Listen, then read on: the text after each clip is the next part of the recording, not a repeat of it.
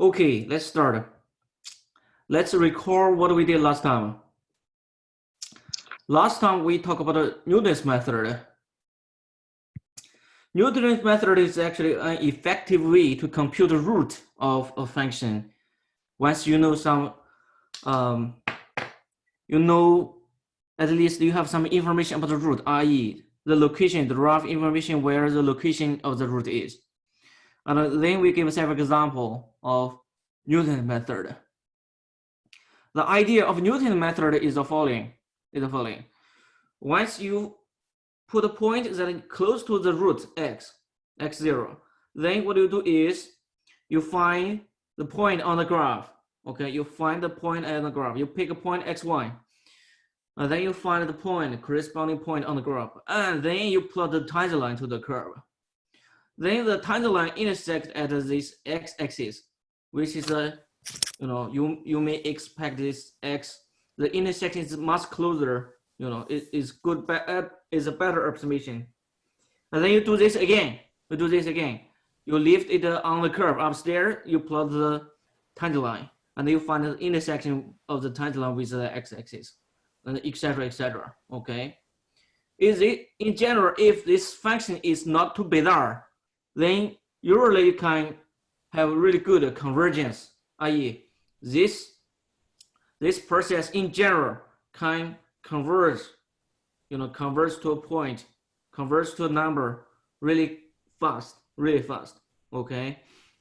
If you unravel the mathematical thing that we did, you find the tangent line equation, and then you find the intersection, and then you can solve the how you get the new x coordinate in terms of the older x coordinate. The algorithm is the n plus 1, the n plus 1, x n plus 1. N plus 1 times iteration is, obtained from xn by this formula. Okay, xn by this formula. Okay, xn, let me make it a bit bigger.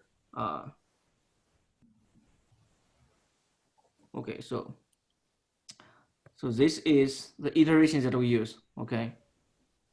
Let me see. Yeah. Let me see. Make it bigger. Okay. So you can compute xn plus 1 from xn by this algorithm. Okay. Xn minus fxn over x prime at xn. Okay. Now we did a separate example.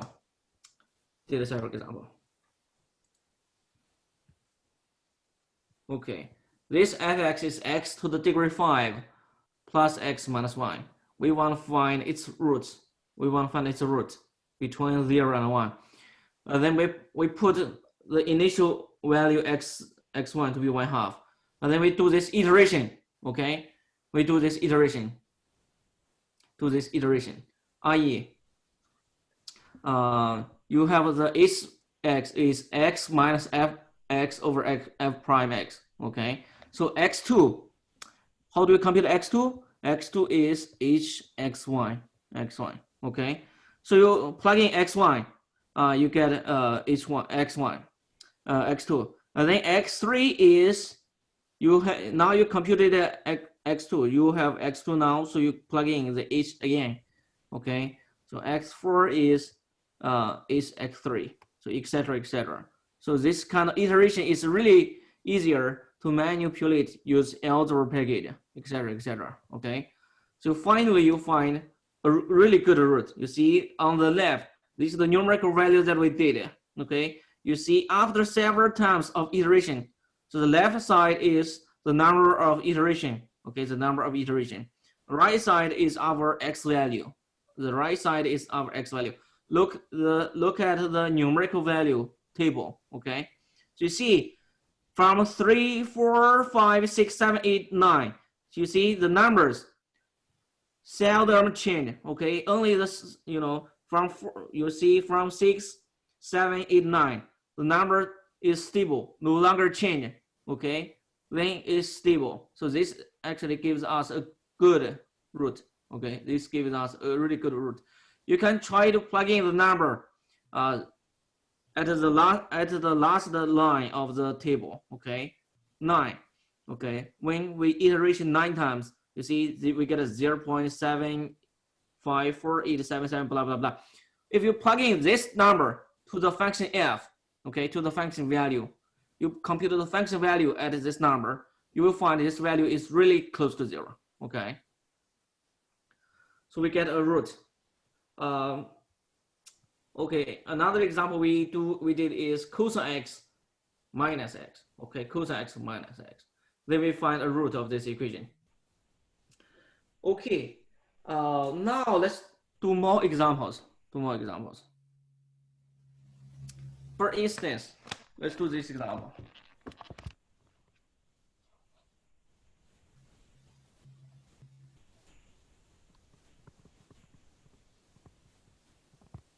Okay, compute this. Use Newton's method.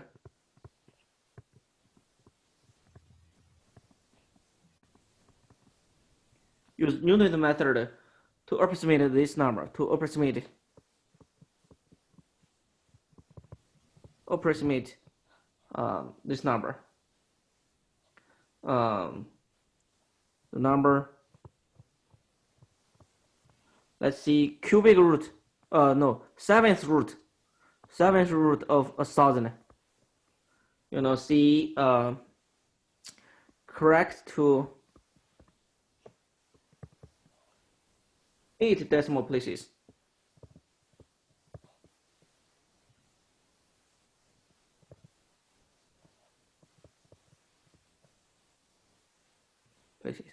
Okay. Okay, now how do we compute that? Okay, now if we let x0, so this root, okay, x0 be cubic seventh root of 1,000, then we want to find this number numerically x0. Now you see, if you use the calculator, it's trivial. Now how do we compute this by hand? Okay, so then you have x0 to the power 7 is 1,000. Okay, so then you see x0 to the power 7 minus 1,000 is 0. i.e., x0 is a root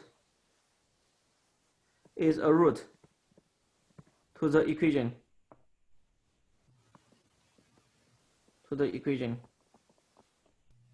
Is a root, is a solution to the equation x to the power 7 minus 1,000 is 0. Okay, so for instance, now how can we get a rough information? Now, first of all, you can estimate how, so we compute this root. So we use Newton method. So first of all, you have some trivial bound. So for instance, x should be less than 5. X0 should be greater than 2. Okay, you can compute 2 to the power 7 is less than 1,000. 5 to the power 7 is bigger than 1,000. So x0 is from 2 to 5. Okay, so we just choose our initial value. So we let fx construct our function fx to be x power 7 minus 1,000. So it has a root between 2 and 5. So the idea is, if you plot this graph, you know, maybe this is 2, suppose this is 2, suppose this is the 5. So when it's 2, it's less than 0. So if you plot a rough graph, just a rough graph. Okay, so this, suppose this is x0 somewhere. So you put some initial x value, x1, and then you do the Newton method. Okay, you find x2, and then you go upstairs, and then you do the Newton method. Use the Newton method, then we choose, for instance, choose our initial value. You can choose any number between 2 and 5. So suppose let's just choose 3. And then, so the iteration is xn plus 1 is xn minus fxn over f derivative at n, at xn. So f derivative, you can compute is f derivative at x. By power rule, x power 7 minus 1,000, take derivative. Then you get a 7x to the power 6. Okay, 7 to the power x6. 7 times x to the power 6. So you let hx be x minus fx is x to the power 7 minus 1000 over f derivative x to the power 7 times x power 6. Okay, the right side is algebraic. Okay, the right side is algebraic. You can compute its value. Use multiplication, division. This is algebraic. Okay, in theory you can compute the thing algebraically. Okay, without a calculator. But here let's for convenience let's just do the computation use an algebra package. Okay, use algebra package to show this algorithm. Now, in practice, you can just use algebra package to output the solution directly. Okay, here you can solve it by regular. It's very easy, but we just illustrate the technique. How do we actually solve this thing? Use Newton's method. Okay, let's use algebra package. Use algebra package. Okay, let me share this. Use algebra package. Okay, let's use this algebra package. Let me make it slightly bigger. Okay, so let's use algebra package. So we first define a variable. Tell the package you are using variable x. Okay, you are using variable x. Okay, then you define a function f. Okay, fx is x to the power 7 minus 1000. Okay, so you get fx. And then you find f derivative, gx equal to f derivative, f dot derivative. Okay, so you check g. Okay, 7 times x to the power 6. You find this derivative. Okay. Then what you do is you let hx be x minus fx over its derivative gx. Okay, over its derivative gx. Okay, so we get hx. Okay, now what we do is we do the iteration. Of this plugging of x1 to this h, so that we get x2. Okay, so we get h2. So we choose xy to be, you can choose any number between 2 and 5. Now, for instance, let's just choose 3. Okay, let's just choose 3. Okay, then we do iteration, plugging x1 to h. Okay, and then output a number, and this number we call it again xy, so that we replace x1 by its output, so that we do not use any new variable. Okay, so this is the usual way that we do iteration in computer. Okay, on computer. Okay, so we just write down an easy loop to do iteration. We do a for loop for I in range. Let's see, from 1 to 10. It's just do 1 to 10. Just a few iterations, then this converges really fast. Okay, this converges really fast. Okay, then we do is we let x1 to be the output. Okay, so in theory we should use x2, but here we use x1. We replace this x1 by our new value. So we replace x1 by the new value,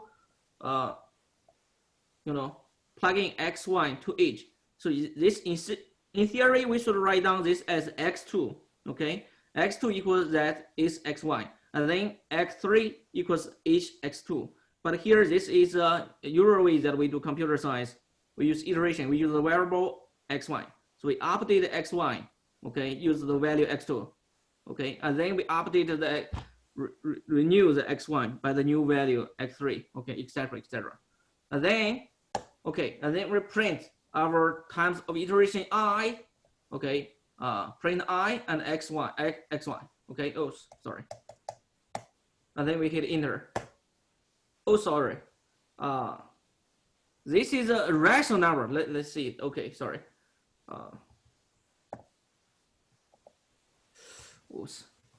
Okay, this is really bad because here it's a rational number. Let's just stop this program.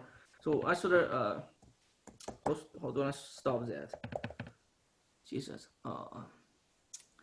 Let's stop that. So the number is too huge. Jesus. Let's use rational. We don't want to print xy.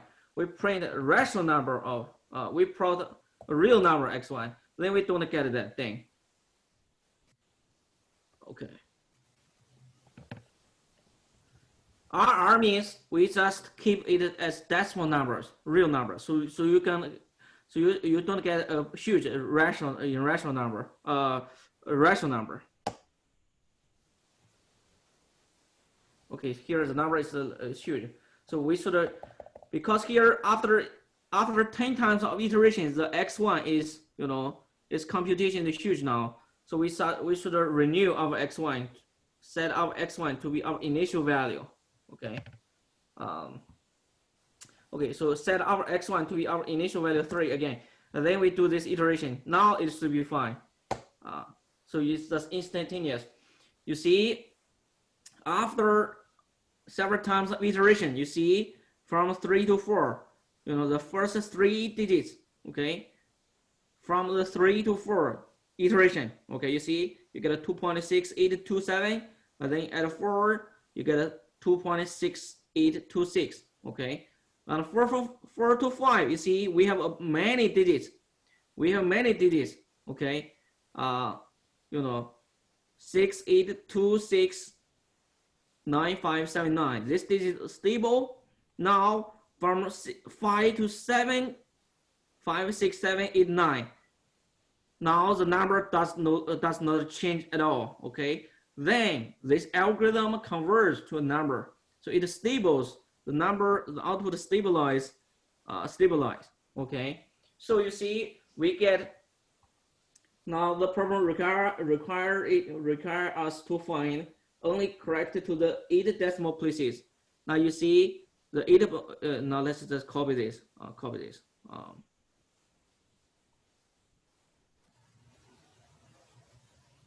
Okay. Now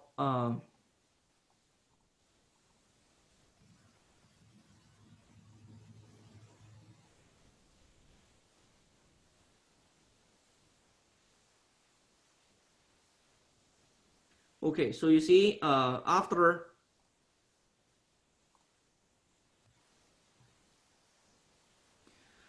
several times of iteration, so we let x1 to be 3. Okay, so this thing is the first line gives you the output at each y. Okay, so you can check, and after several times of iteration, this stabilize. So we finally get. We finally get x0 as 7th root of 1000 x0, which is 2.6 826 blah blah blah blah, etc. So the last number gives us, you can find this the last thing gives us actually you can easily check this algorithm and check the output. Okay, for instance, let's just check our input. You see, our f is x to the power 7 minus 1000. For instance, you check the function value at, for instance, 2.68. Okay, so you get a negative. Okay, well, it's still 26. Let's do more. So this number becomes smaller. Okay, now you choose small numbers. Let's do it as 9.5. You see this number really small. You see negative 0.0020. Now you add 27. You see, sorry. You check.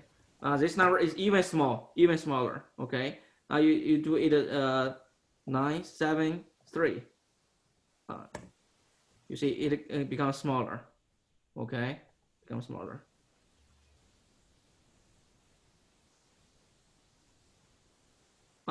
Yeah.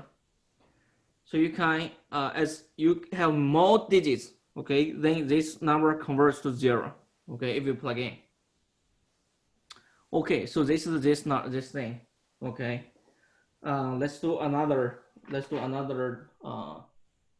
solution. do another problem. Okay, let's do this problem. Example.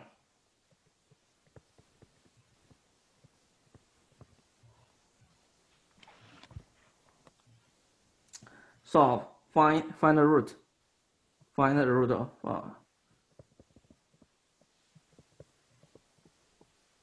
of the equation.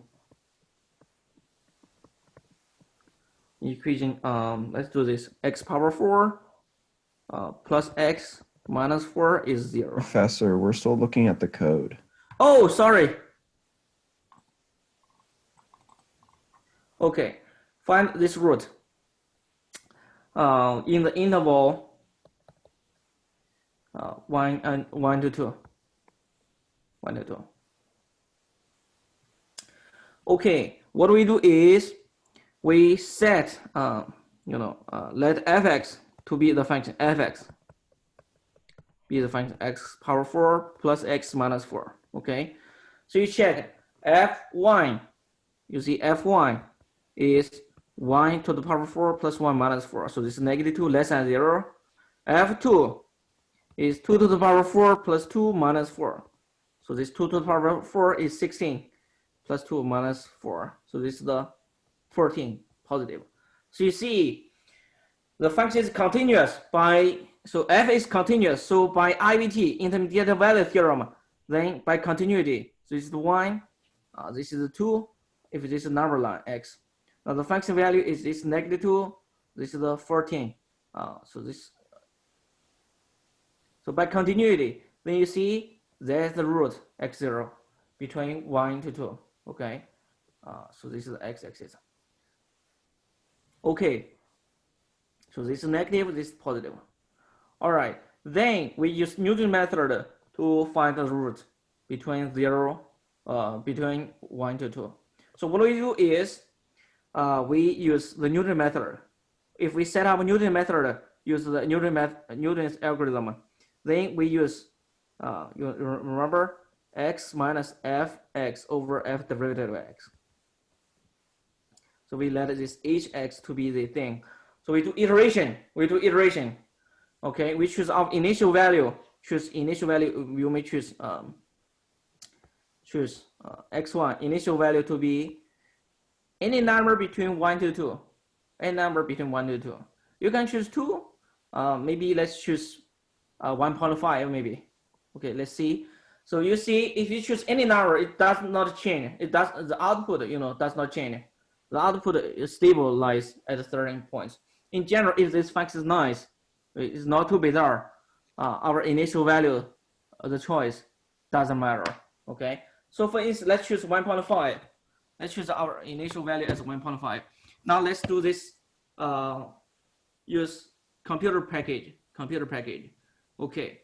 So let's choose our computer package. So let's redefine our fx to be x power 4 plus x minus 4. Okay, so this is fx. And then gx is f derivative. Okay, so gx, you check, very easy to check, use power rule. You get a g, okay, f derivative, use power rule. Then what we do is we let hx to be x minus fx over gx. Okay, so hx is we use hx as our iteration. Okay, we use hx as our iteration. I.e., we plug in x1 to this hx and then do the iteration. Plug in x1. We set our x1 to be maybe 1.5. Okay, then let's use for loop.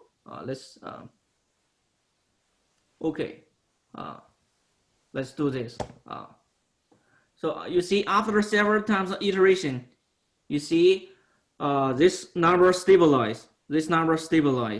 From 5, 6, 7, 8, 9. This nothing changes. So this number is fixed. So then we get our root. Okay.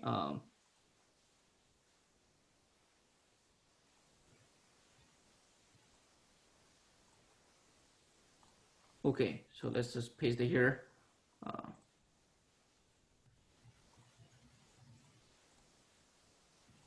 Okay, now you can check. Okay, now you can actually check. Sorry. Now actually you can check the H value. Sorry, check F value. For instance, okay. For instance, if you check the F value at 0.18, excuse me. Okay, you check this thing is small. You see, after we add more digits, now you get actually you plug into the function. Now you get this thing smaller and smaller, close to 0.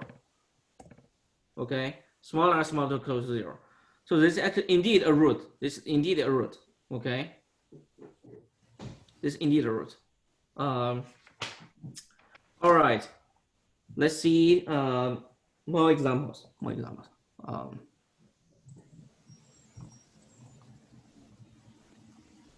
Okay. Let's choose another choice. Let's see, for instance, let's choose another choice.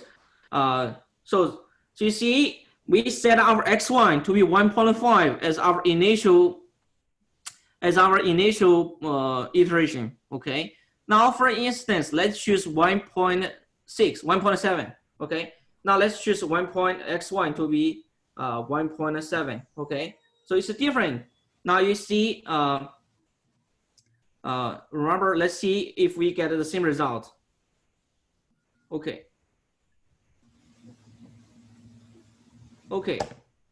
You see, the first several we get different. The first several iteration we get different answer than what we just did. Okay.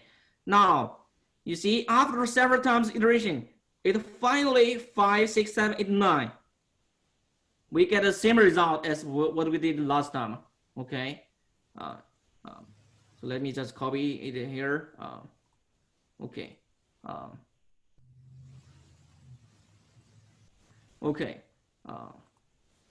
So if we choose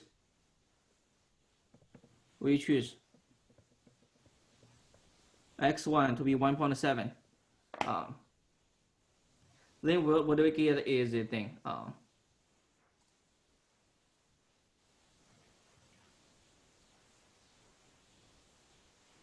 Okay, we get the following. We obtain the following. We obtain the following. The following iteration.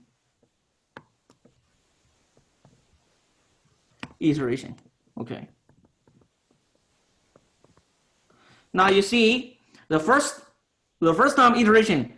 If we use 1.5, then we get 1.3232. Then if we choose 1.7, we get 1.469. Then you see the first several, the iteration is different.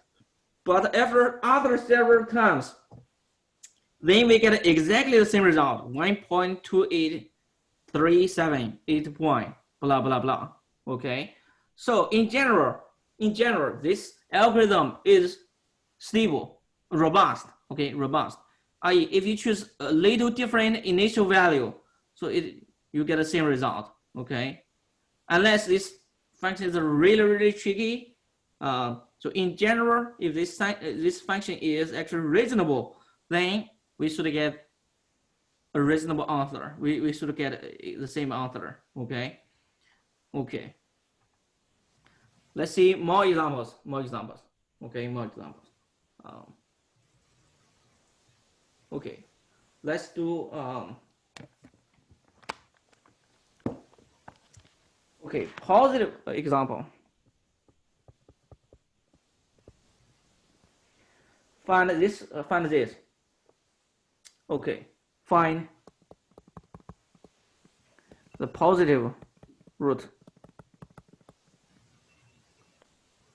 Positive root of sine x equals x0 equals x squared. First of all, we can find a trivial solution. Can anyone tell me what the trivial solution is? We can easily find a solution for this. Okay, what's the trivial solution?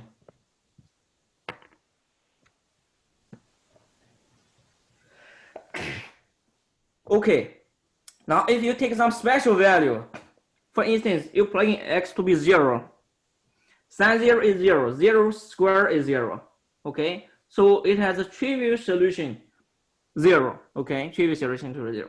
Now we find another thing. Okay, find the positive. Okay, so we let fx to be sine x minus x squared.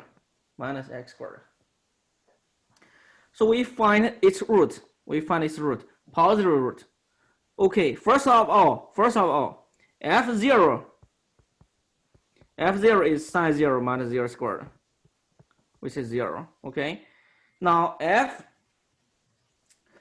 0. Now when so if x increase a little bit,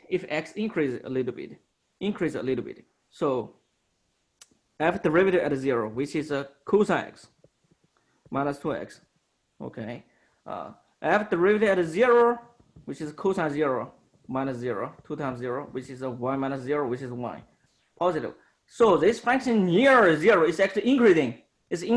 So we start from 0, then the function is actually increasing. But somehow it's decreasing. Somehow for x large, for x greater than 1/2, then it's decreasing. This is the 1/2, it's decreasing. Then x decreasing. So somehow that's the root. Okay, that's the root. Now you can check. For instance, f1 is sine y minus y squared. Sine y is actually bounded. Sine value is bounded by y. So it's less than 0. So we have a root.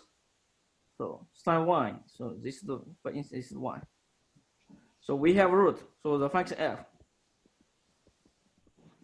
has a root. So first of all, f is continuous. By the intermediate value theorem, fx has a root in 0 to 1. Okay, it lies in between 0 and 1. Okay, lies between 0 and 1. Okay, so let's just guess a root. Okay, let's choose from 0 to 1.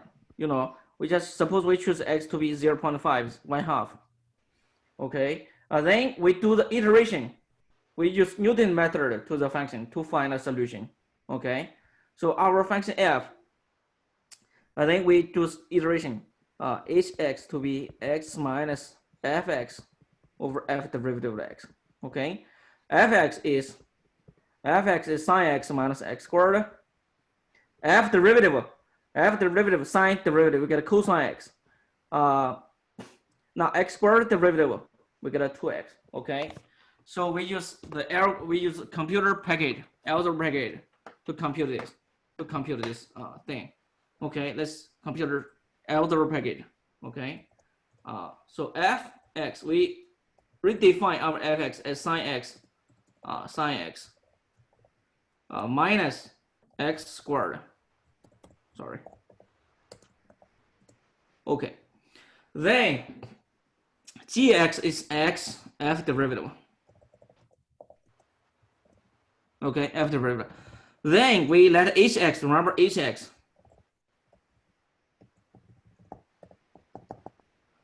x minus f x over gx. Okay. Oh, sorry. Can everyone see the algebra package now? Okay.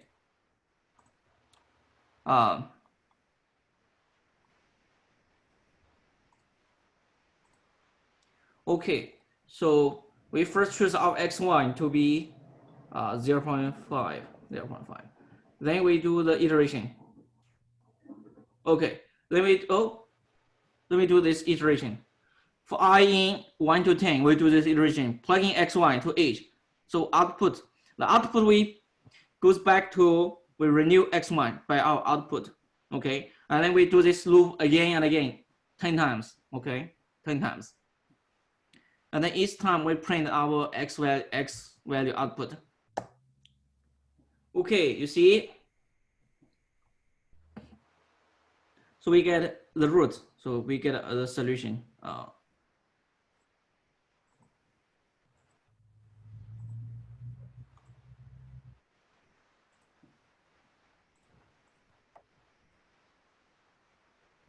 Okay, now suppose we choose a different x1 value. Suppose we choose x1 to be, for instance, you may choose 0.7. Okay, now if you do this loop again, the first several iteration we should get a different answer, but finally we should get the same solution. Party time, babes. Come on. It's 8:30 a.m. No one parties in the morning. Time to get up. All right, you see, we get exactly the same solution. After several times of iteration. You see, after 4 or 5 times iteration, then we get a really good solution. Okay, really good solution. Okay. Now you can check f. Now you can check. Actually, you get, for instance, f 0.8767 is the thing. Okay, it's really close to 0. Okay, this number sign value is equal to its square. All right. Okay.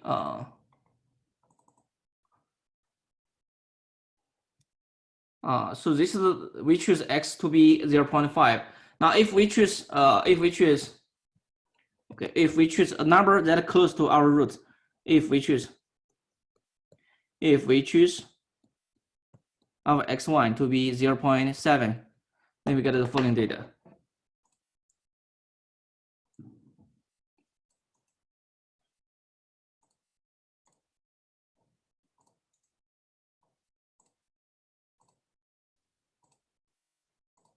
Okay, now you see we get exactly the same output after iterations, after enough times of iteration, just like 4 or 5 iteration, then you get a really good solution, really good solution. This algorithm converts really fast,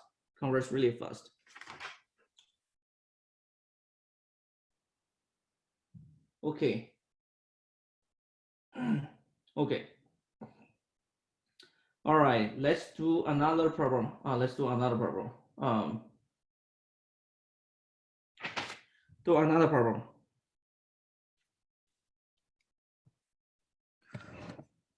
Let's go.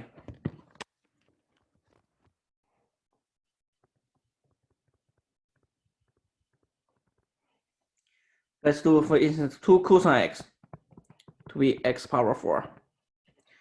Find its positive root. Find positive root.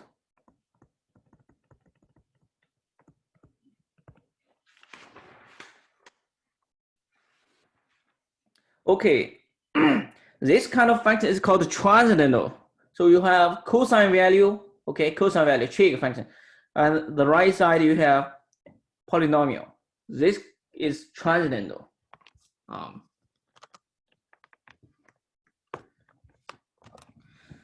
Okay, so here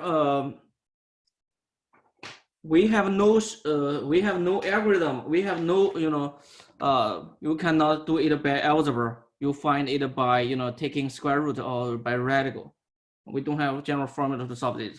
Then we use Newton's method to compute it numerically. So we first guess a solution. So we first find the rough information of this positive root. Okay, positive root. So we let fx to be 2 cosine x minus x power 4. Then you check f0, you get a 2 times cosine 0 minus 0 power 4. Cosine 0 is 1, okay, so it's 2 minus 0, which is 2, positive. Okay, for instance, f1 is not good. Let's choose f2. f2 is 2 times cosine 2 minus 2 to the power 6, 2 to the power 4. So it's 2 cosine of 2 minus 16. Now cosine 2 is less than 1, so this is of course less than 0. Okay, less than 0. So you see, by intermediate value theorem, so f is continuous. fx is continuous. So by intermediate value theorem, so the picture looks like this. So when x is 0 is 2. When x is 2, then y is actually negative. Well, it is negative. So it has a root. It has a root in between 0 to 2, and actually looks like it close to 0. Okay, so that's the root. There is a root. There is a root.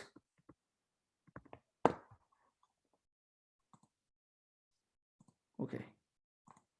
There exists root in between, let's see x0 in 0 to 2, open interval. And then we use iteration.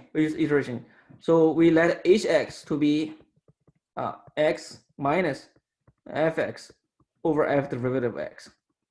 This is the x. Now fx is our cosine, twice cosine x minus x power 2. Okay, power 2. Oh, sorry, power 4. Now it's derivative. F derivative 2 cosine, then you get a 2 negative sine x minus 4x cube. Okay, minus 4x cube by then we choose our initial value. For instance, let's choose our initial value. Let's choose for instance x1 to be 0.5. Looks like it close to 0 a little bit. Okay. And then let's compute the thing by algebra package.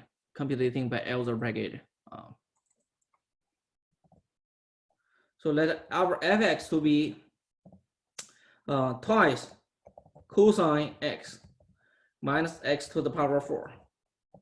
Okay. Oh, okay.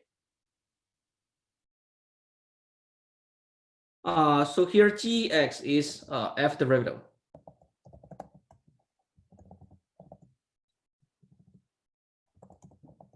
Okay, so we get a gx. And then let's hx. Let's just write again. Hx be x minus fx over f derivative over f derivative with g here. Okay, so we get hx. Then we do our iteration. We choose our initial value x1 to be 0.5. Okay, and then we do the iteration. Let's do the iteration. Okay, let's do the iteration. So the solution is it converts to 0. 1 point this. Let's copy this to our notes. So what we get is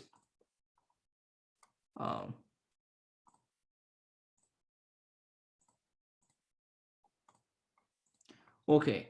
Now if you choose a different initial value, for instance, let's choose for instance x1 to be 1.2. Let's see. Okay, let's choose 1.2.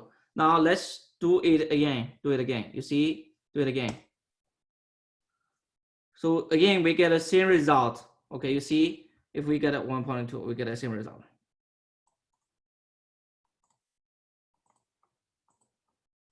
If we choose x1 to be 1.2, then we get the following data.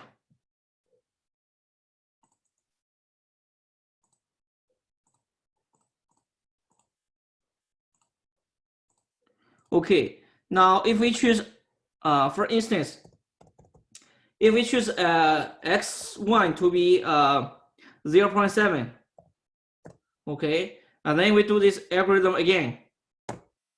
You see, again, it converts to the same result. It converts to the same result, okay? Only the first several terms are slightly different, okay? The first several terms are slightly different.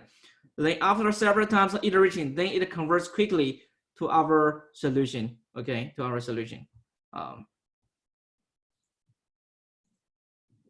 Now it's actually really stable. It's really stable with our initial choice.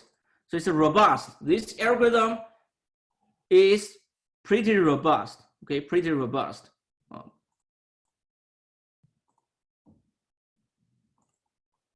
Okay, so this is actually the data for x0, so x1 to be 0.7. This is data x1 to be 1.2. Now this is the data of x1 is 0.5.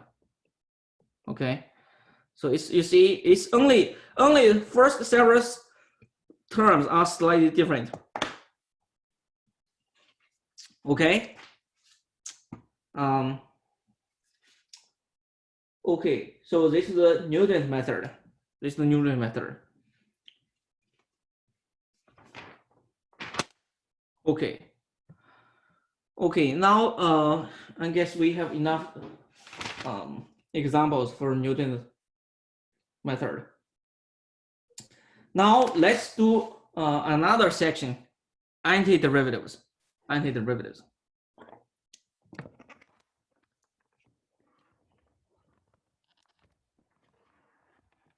Okay, let's start a new section, antiderivatives. Antiderivatives.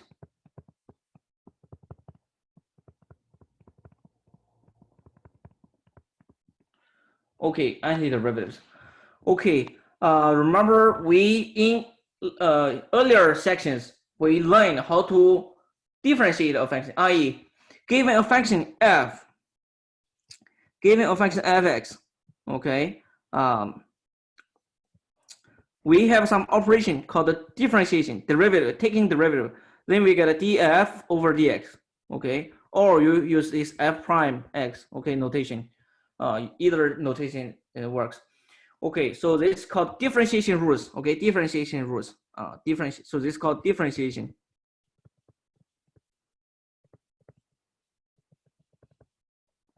Differentiation. Now let's consider the inverse operation. This inverse of this operation.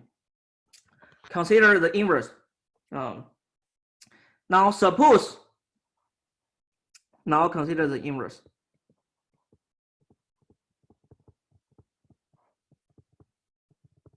The inverse problem.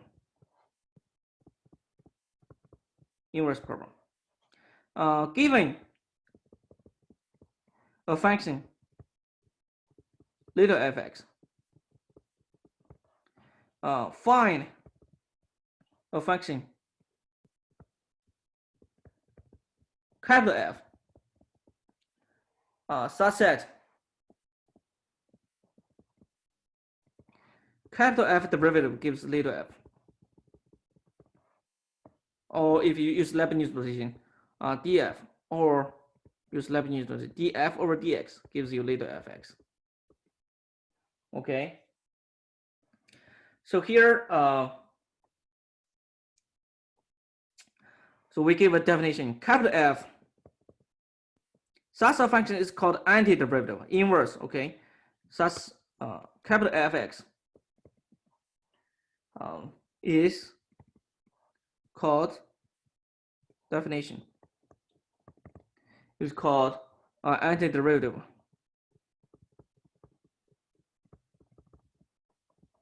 Antiderivative of little f, little fx. Okay. On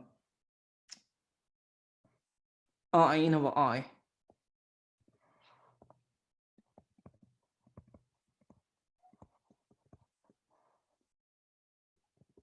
If capital F derivative equals little f, for x in I, for all x in I. Okay. Okay. Now we remember we have differentiation table. Then what you do is you rewrite the differentiation table. Okay. Then you rewrite the differentiation table, so you get an antiderivative table. Okay, antiderivative table. Okay. Example. So let's recall the differentiation table. So we have constant rule, constant derivative, we get a 0. Differentiation table. So let's choose fx. Let's write table. It's derivative, f derivative. So constant derivative is 0. Then we have power rule. Then we get nx power n minus 1. Okay, then we have trig function. Sine x derivative, we get a cosine. Cosine x derivative, we get negative sine. Okay. Then we have, remember what is tangent derivative? Tangent x derivative, we get secant squared, which is also 1 plus tangent squared. We have cotangent. Once we have co, we get a negative 1, negative cosecant squared. Okay. And then we have secant x. We get secant x tangent x. Okay. And then we have arc. Okay, arctangent. Remember what is arctangent derivative? Arctangent derivative is 1 over 1 plus x squared. We have arcsine. What's arcsine derivative? Arcsine derivative is 1 over square root of 1 minus x squared. Okay. Arc cosine, just flip a negative 1. Then how about the exponential function ex? Ex is special. Its derivative is itself. Okay. And then ex, its derivative gives us ex ln x. Okay, ln a, sorry. Remember we have this ln x.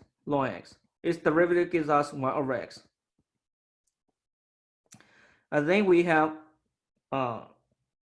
log x in base a.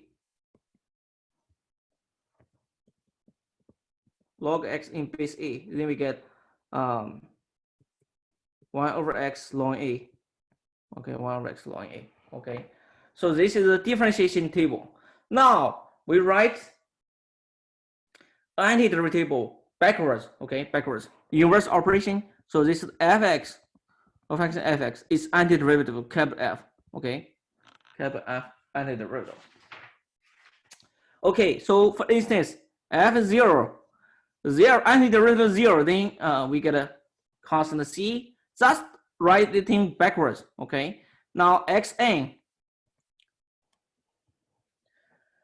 Okay, when we differentiate, the degree decrease by 1. Okay, now when we do the inverse, then we should increase the exponent by 1. Increase this exponent by 1.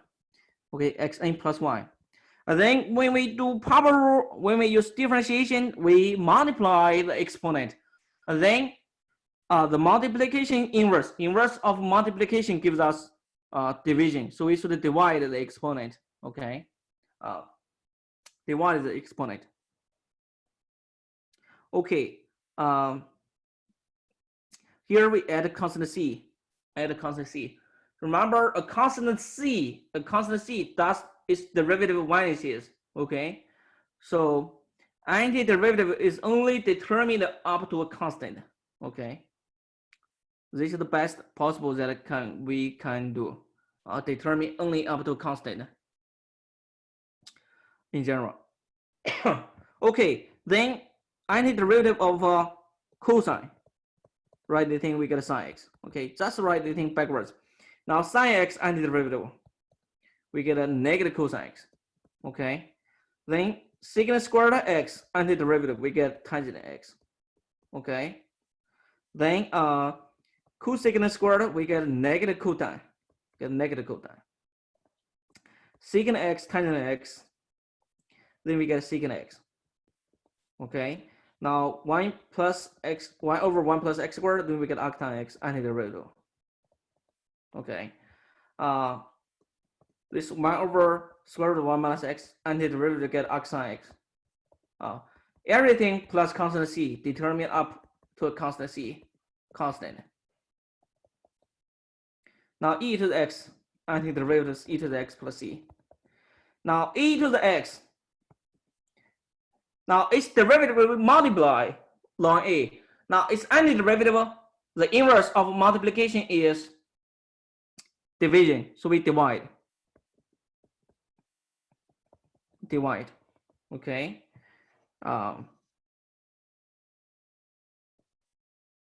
Okay. 1 over x. You should be careful here. Here you get ln x of absolute value plus c. Be 1 out. Okay. Be careful. Be careful. Be careful. Okay. Now 1 over x ln a. Then you get ln a ln absolute value of x. This is also ln of a absolute value of x plus c. They are equivalent by algebra. Base change, they are equivalent. Okay. So we get antiderivative. So this is differentiation. This side we get differentiation.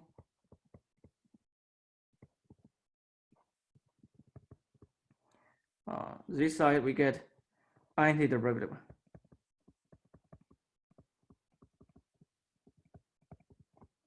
Okay. They are backwards operations. They are inverse operations of each other. They are inverse operations of each other. Okay. Okay.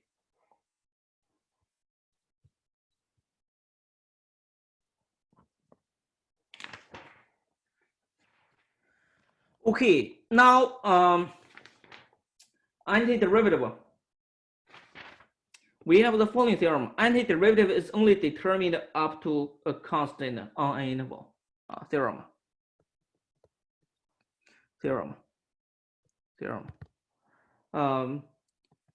If fx,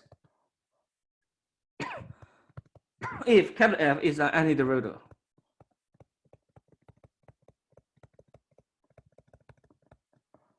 of f on an interval I,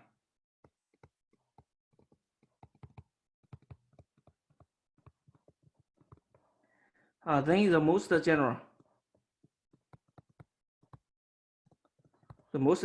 antiderivative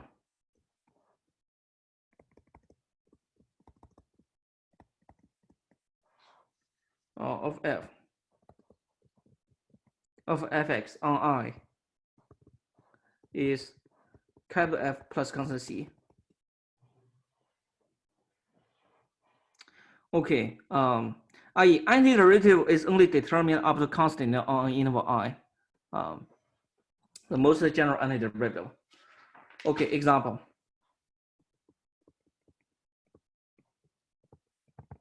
Little f, for instance, little fx to be twice x. Okay, so you can choose antiderivative. So you can can check capital Fx is x squared is okay. X squared. Now you can add any constant. Now you can add any constant. X squared, for instance, plus 1, x squared plus 2, x squared plus 3. Any constant, as long as any constant is okay. Now if you plot capital F, if you plot this capital F, okay, x squared. So this is actually the graph of y equal x squared. Y equal x squared. Now if you plot the graph of y equal x squared plus 1, so suppose it's the 1, then this is actually x squared plus 1. Now x squared plus 2, etc., etc., etc., etc. So you see, as the constant c varies, so as the constant c varies, we choose different constant c, then we have a family a family of antiderivatives.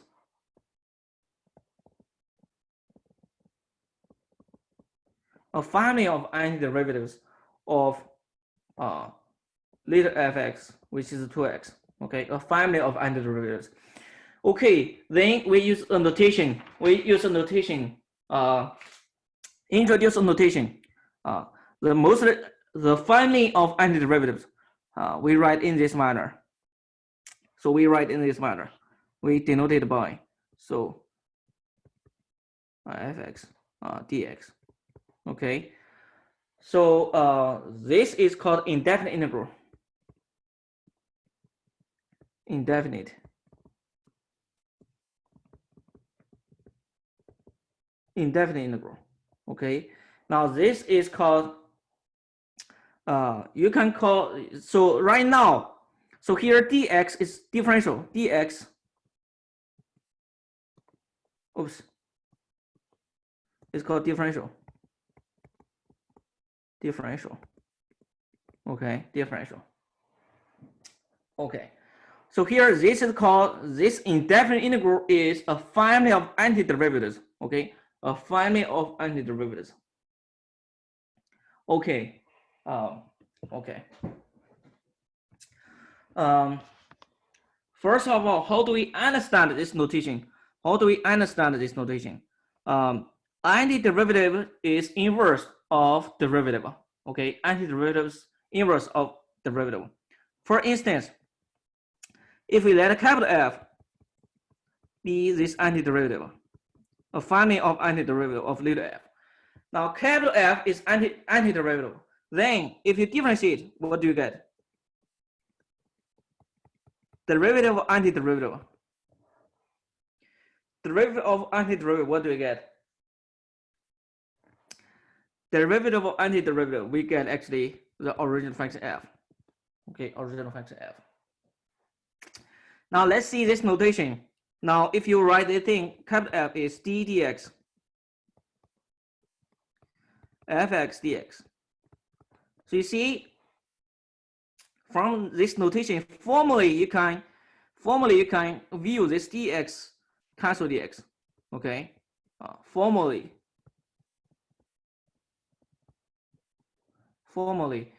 dx cancels out, dx cancels dx, and d cancels this notation. Okay, differentiation cancel antiderivative. They think it's called integral symbol. Integral symbol. Okay. Okay. Just like addition cancel subtraction. Okay. Multiplication cancel division. This operation D, differentiation cancel this integral symbol. Okay, they cancel out each other. Okay. Now, for instance, what is antiderivative of derivatives? Antiderivative of derivative. So if fx equals df dx. Okay, so what is antiderivative of little f?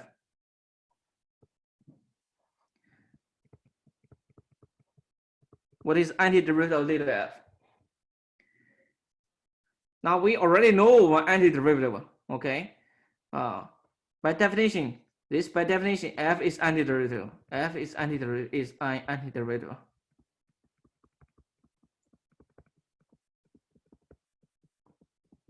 By definition.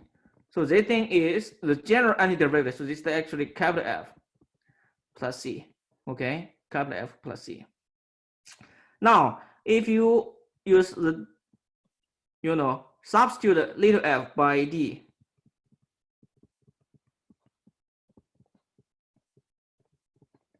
Now you see, actually this dx makes sense now. You may ask, okay, why do we actually need in the notation of antiderivative? what's the rule of this dx is actually. So you see here, you will see. Now you see here, dx is multiplication. You have 2 dx. One dx is multiplication, comes from antiderivative. One dx comes from Leibniz notation denominator. So if you formally cancel dx with dx, formally cancel dx with dx, formally dx cancels dx. One is in multiplication, one is in denominator. So you see, you finally get a dfx. Okay, remember d and integral and d cancel each other. Cancels each other. So they cancel each other. So you recover this f. Okay, recover this f. But here you don't actually recover exactly each other. They cancel each other up to a constant c. Only up to a constant c. Up to a constant. Okay.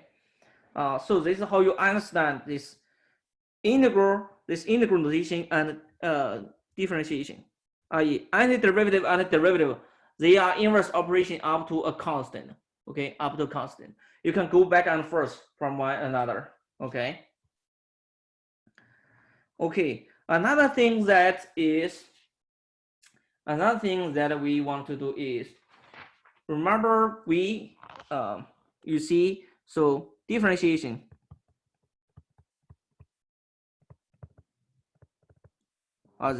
This we have antiderivative.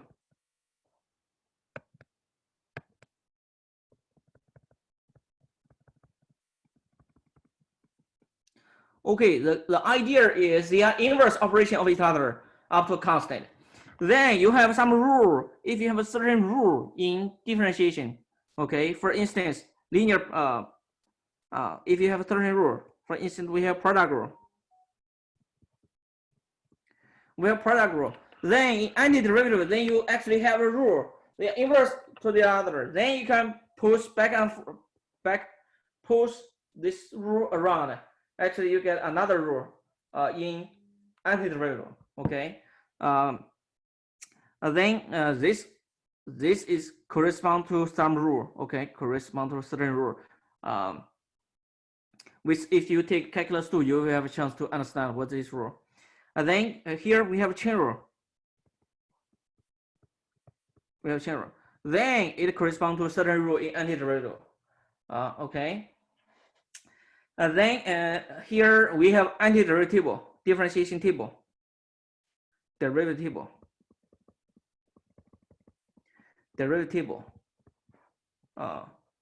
Then here we write it backwards. Then we get antiderivative table.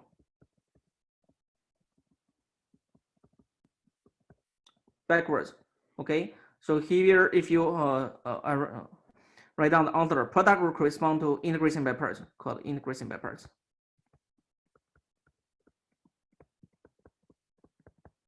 Now this correspond to substitution rule.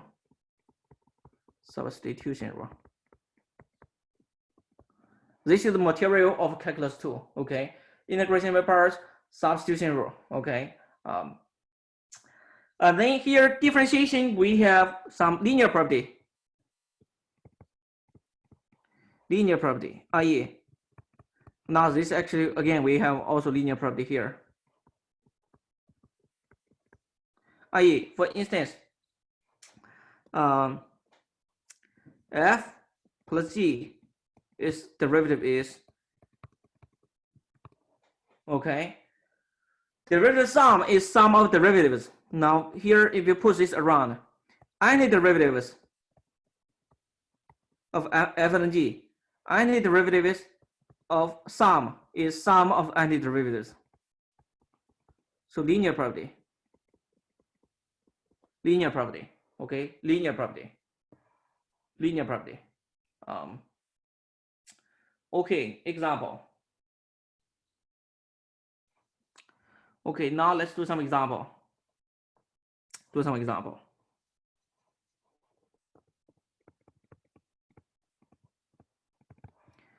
Okay,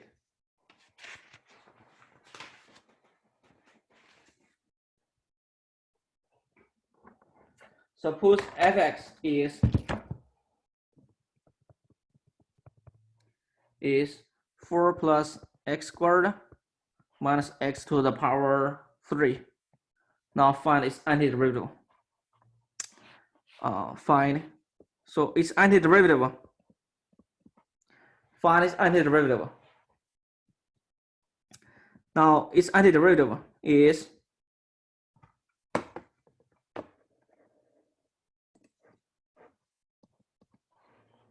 okay. Use power rule. Use power rule.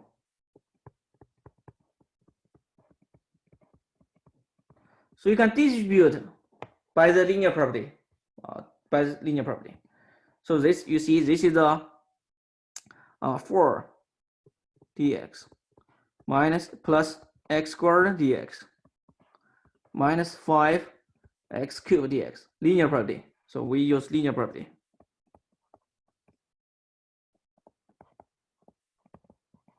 We use linear property, distribute.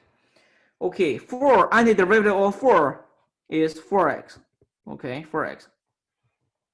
Now antiderivative of x squared, you increase the exponent by 1, 3, and then you divide the exponent 3. Okay, now minus 5. Now x power 3, you increase the power by 1, you get this power 4, and then divide. And then once you are done at the end, you plus constant c. Remember, antiderivative is only determined up to constant c. Okay, then you are done. Okay, then you are done.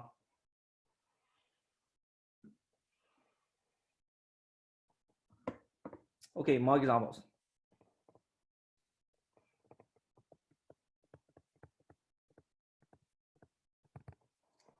Example. fx is e to the x plus 7 secant squared x. Now find its antiderivative. Then its antiderivative. Find antiderivative of f. Find this antiderivative of f. Okay. Now we use linear property. We can distribute. Okay. So ex. Now use linear property. You can distribute. So you get this 7 secant squared x dx. Now ex antiderivative, use antiderivative. Antiderivative of e to the x, exponential function, is antiderivative is itself. Okay. Then 7 secant squared, if you check antiderivative, okay, tangent derivative gives you secant squared. So secant squared antiderivative gives you tangent x. And then once you are done for every term, then you write constant c at the end. Constant c at the end. Okay. Okay, example.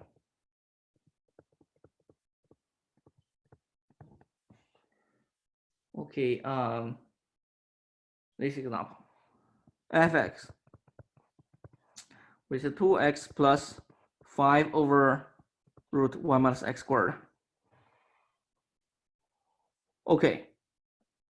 Then you find antiderivative little f. Then what you do is use linear property. Use linear property. Dx. Use linear property, then you get this is the twice linear property.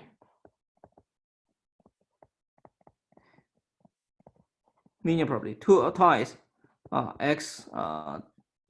So first step, you distribute the sum.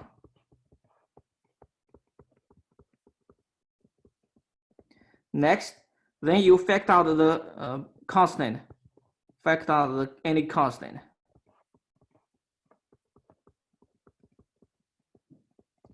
Okay, then you check antiderivative. Okay, so x antiderivative, the power increased by 1, you get power 2. Okay, then you divide. Okay, now 5 again is 5. 1 over root 1 minus x squared. This is the from antiderivative. Okay, this is the from antiderivative. So this is actually arc sine x. Once you are done for every term, you plus constant c at the end. Okay, All right, let me stop here. Any questions?